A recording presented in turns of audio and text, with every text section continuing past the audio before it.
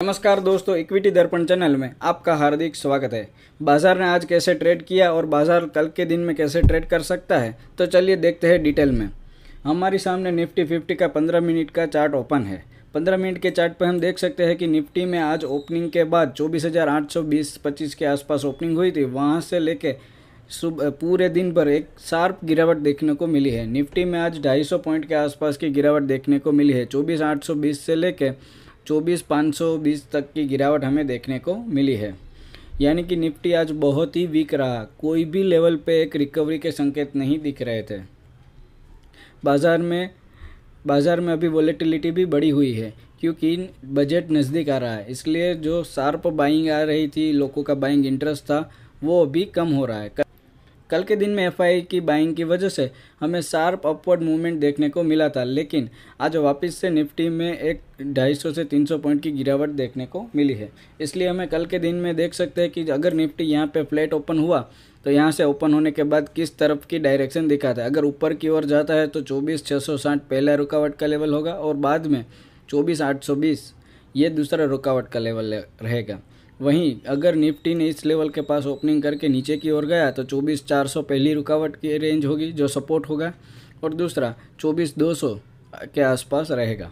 ये बड़े लेवल है क्योंकि अभी वोलेटिलिटी है, इसलिए छोटे छोटे लेवल हम देख नहीं सकते, क्योंकि इंट्राडे में भी 200 से लेकर 250 पॉइंट की मूवमेंट आ सकती है।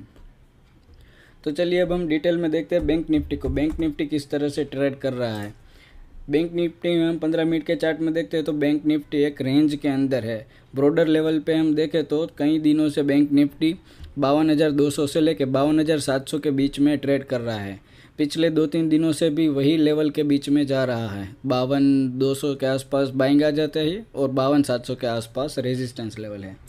इसीलिए इस बीच हमें ट्रेड करना हो तो 52,200 से लेकर 52,700 के बीच में हम ट्रेड कर सकते हैं।